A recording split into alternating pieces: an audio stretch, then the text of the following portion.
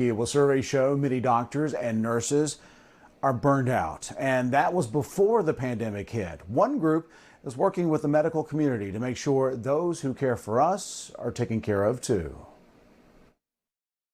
Unless you take care of yourself, how can you be the best provider for your patient? It's the question Dr. Clark Gaither with the North Carolina Professionals Health Program says that many health workers who are burned out are trying to answer. Physicians and other healthcare providers have such a sense of duty, they often ignore their own needs. And that's replaced by serving the needs of others. And I think that's as kind of an upside down model. They need to take care of themselves first, number one, to make sure that they're at their peak and that they're at the best of their abilities, and that's how you provide excellent care to patients. He says 90% of the burnout comes from things going on before the pandemic hit, like being overworked, lack of control at their job, and little reward for their performance, to name a few. Nurses and doctors who work in intensive care units were overwhelmed.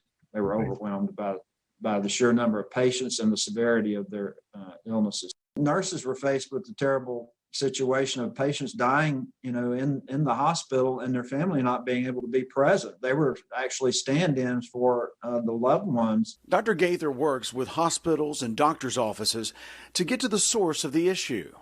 Programs, policies, or procedures to change the work environment to lessen the impact of those underlying drivers. And we've been able to move the needle in some of these institutions. We've been able to reduce those negative impactors which drive all of the burnout. His group helps plug people in with services that can help.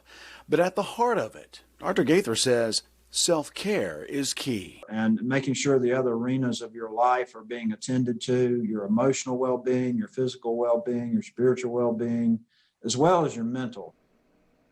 Well, if you or someone you know is at the end of their rope, ask for help from their employer. You can also reach out to the state's professional health program. That's ncphp.org. Again, ncphp.org.